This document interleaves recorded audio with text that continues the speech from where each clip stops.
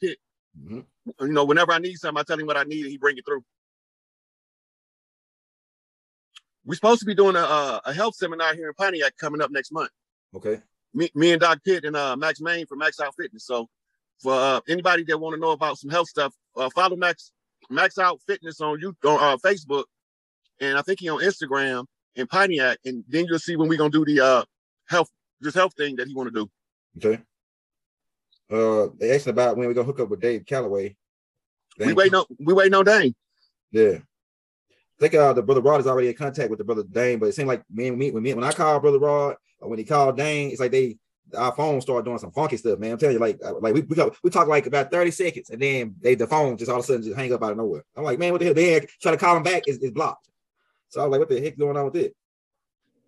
Can you speak more on the DNA when you become a mother? So the energy from the mother, from the DNA, it turns up the mitochondria. You ever notice that the women that's pregnant have a certain glow that only pregnant women have?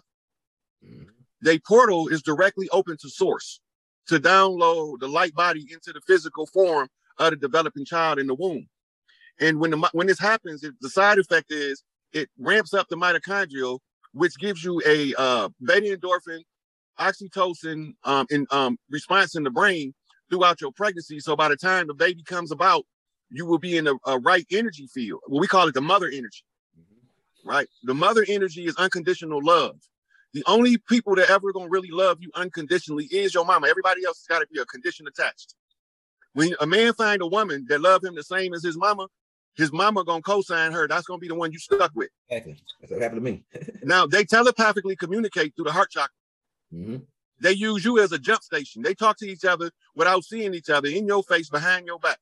Your mama asks you a question and you answer your mama, but she's really getting another answer to an entirely different question from the chick you dating. That's right. That's true, man. That's a fact. I know that to be true. So, right. So this is why the saying is the son always marry his mama. He don't marry his mama, so to speak. He married a female that love him to the same level that his mama, and his mama is the one gonna sign off of it, whether she physically here or not. Yeah. Right. That's why the pair bonding at birth is so important. That's good stuff. That's true, man. That's the same thing with my wife and my mama. Okay, what if the mother did the man wrong, and what can a good woman do? I don't understand that one. I don't understand the question. Yeah, she might have to reword that. What does it mean when you see purple, green, and orange? It depends. It's contextual. See, I can tell you what the colors mean, but that don't mean that's why you're seeing them or why you're seeing them in that order. It's variables attached to that like tunes in to directly what it means. I think he just talked about this question. Do you know about the spiritual significance of the bend oak tree? We're just talking about it. Yeah, he just talked about the tree. Usually those oak trees in Big Mama's front yard. What does that mean when people? I read that one already.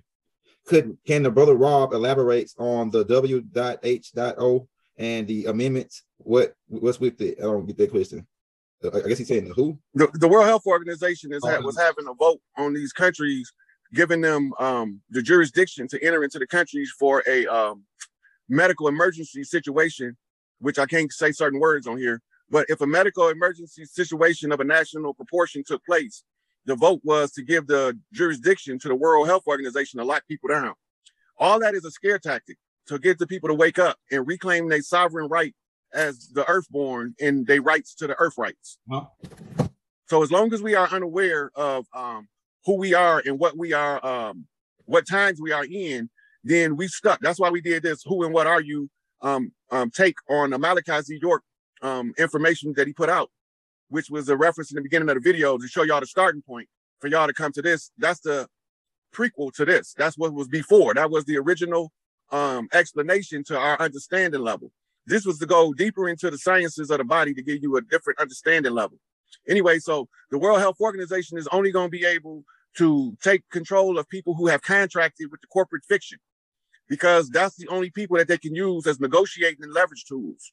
The rest of the people that's not participating in the scam plan, them people not going to be, they don't have nothing to do with what the World Health Organization doing, and the World Health Organization won't be able to tell them anything because they'll know who they are and who don't have jurisdiction over them anyway.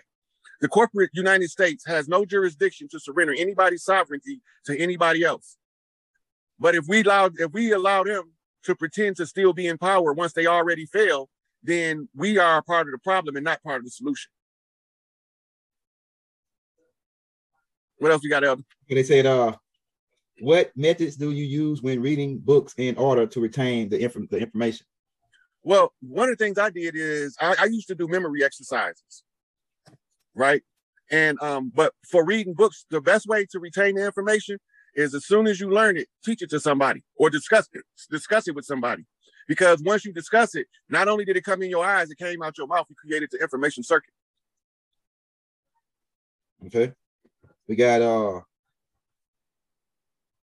it's like, do you got any predictions on what's gonna happen that's coming up this summer for the next 2 months, like with June and July? I'm not a prophet. I don't predict the future. Okay, y'all got that. He said he's not a prophet. I don't predict the future. It says, I tell you this though, if the oracle is reading it, if they miss something, I can see it. Like let's say if an oracle is reading on what's going to take place over the next couple of months, and she's pulling cards, if she missed something, I'll see it. Okay. But on my own, I don't read the future. I just tell y'all what I see in real time. And most of the stuff I'm telling y'all, hindsight is 2020. It's easier to see looking back on it than it was when I was learning it. All right, this is the last question we're gonna take right here.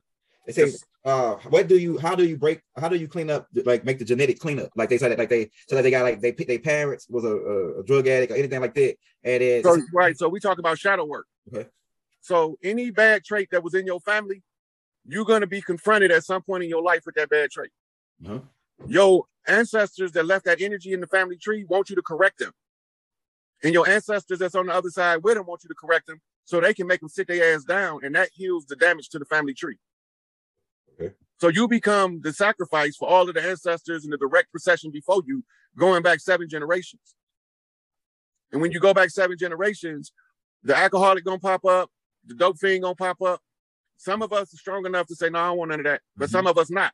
That's also an ancestor, right? So you either gonna channel your weak ancestors or your strong ancestors. That's good stuff. That's good stuff, man. Like, so you can alter your DNA, you can alter your genetics if you by just just changing your methods of what you're doing, or whatever you're doing that your parents did, change that the break patterns, to break the cycles. All right, man. Like I say, man, I shot them cash apps in the link, man. So you want to show us some love? I'm gonna post it in the descriptions too after the video. But me and Rob Haynes, we're gonna be doing this a lot, man. We're gonna be doing this a lot. Live research. This is live research because I'm sitting. It's my time to sit with the brother Rob Haynes and absorb his perspective so I can add it to my game, man. Because he one of the masters up in this joint, man. The master teacher, master student. Yeah, hey, master student, master teacher to me. You know what I'm saying? So you like you giving me. I'm not disrespecting Bob about taking that title. That's him. As long as he's walking, he's the only master teacher right now. Yeah, hey, I feel it. But like when I went to college, when I was in college, I set up under a lot of people who had the master's title. Like well, most of them people that I picked in college were doctors. So I had like 4 or 5 doctors as my I had a doctor's in biology when I took biology. I had a doctor's in English teaching. That's how I learned how to write. This one teacher that stayed on me. That's how I learned how to write in English in college. And but they all was doctors. So when you go to college, you sit under different teachers. In college, I understand all that. Yeah. But them suckers ain't Malachi. No. Hey, look, ain't nobody. Hey, so when it comes to teachers and teachers, Malachi is the coldest. Yeah, to me. And so the master teacher, I'm just a master student. Yeah, okay, I'm still studying. I haven't even got there yet. Yeah, I feel you. Hey, I'm with you on it, man. Because Baba was a whole nother level. Nigga was extraterrestrial. Man. Ain't no way he could be from this planet. He had to come from outer space and come down here with that type to be able to harness that much information inside of this. Listen. Baba could come from here and do that too. Yeah. Okay. The Earthborn ain't no slouch. Yeah. I ain't saying that. Yeah. I'm firstborn of the Earthborn. Uh-huh. Right. Uh-huh. The child of the stars walking the earth. Uh-huh. I'm with you. All right. So I ain't no slouch. I ain't Baba, but I'm gonna get there. Hey, yeah, that's why I'm here. I'm trying to get there too. That's why I'm sitting with you. It's all your perspective. I like to absorb all these perspectives because next time I can put this shit out, when I start putting it out, I can give a more broader view of this shit. A more broad and all the perspectives to give a broader view of what's really happening here. So yeah, we're gonna be on, man. Probably sometime this weekend, next week we'll get back on, man, and continue this research. But I like studying with you, man. So I know the people out there. We got 479 people in this joint, man. So hit that like, hit that subscribe button, man. Show some love. So for those who want to know, this is a glimpse into the ancient and mystic order of Melchizedek, the ancient Egyptian order, the Nubian nation. This is straight from the files of Nuwapu, sound right reasoning. right knowledge, right wisdom, and right understanding. This has nothing to do with anything other than us reclaiming who we are so that we can continue to live heaven on earth instead of waiting on somebody to come surfing out the cloud with a Philharmonic orchestra looking like a hippie from the 60s. That's not going to happen. But the New Jerusalem, the Crystal City, will land in Colorado on Emerald Lake. Right? So look up Emerald Lake, y'all going to see where it's going to land. That's where it's going to land. And when it land, that's when the elders is going to come forth and tell y'all who is who and who was running the game on y'all and who was giving y'all the game. My mama told me if I got an old lady, don't run game on her. Give her the game and she's going to back you up every step of the way. So that's how I rock. Yeah, that's how I rock too. You know what I'm saying? Anybody I deal with, I got to give them the game because I'm not trying to run game on them. Right? And some of the times when you give them the game, it's hostile to their new understanding. Their cognitive dissonance kicks in. They become incredulous because nobody want to believe that they was the one that got deceived. So when you show them the deception, they fight to hold on to the illusion. They think David Copperfield made the plane disappear, and I'm telling them it didn't happen. They want to argue with me, but the whole science said the greatest illusion of our time. Yeah. So if he told you before you went in there it was an illusion, why is you arguing with me telling me that it wasn't? Yeah. Yeah. Right? Yeah. So they put it all in the public domain. We went over all of their agreements to murder us, to shed our blood, and to make us think that we were somebody else and that we wouldn't be able to tell ourselves from the ones who came. We was already here. We understand that. We overstand that and we understand that. We communicate with the earth. We are the earthborn. This is the return of the ancient ones, the rise of the matriarchy, and we're going to see it when we see three kings. And with that, Young Elder, it's on you to close us out, brother. Hey, man, we want to thank y'all for coming in and tuning in with us, man. This right here was another, it's always historical and educational and all the other good words that move us forward. We always go forward with the Brother Rod Haynes. So, hey, for everybody that tuned in, peace, love, Islam, divine love throughout the boundless universe to all. Wadu. All right. Hey, thank you, Brother Rod. Okay, so we're starting this one as an addendum to a post I put up at 9:01, matching the sacred seal. And so what we're about to do now is issue public notice to the International Labor Review Board as to their oversight of the current negotiations. We're going to go over instructions for the worker, and we're going to go over the show cause aspect for the UAW. So let me start doing some invites on here. Do some invites. If y'all in any UAW type groups, y'all need to share this to a UAW group because they need to know. But so I'm going to explain to you what this is about.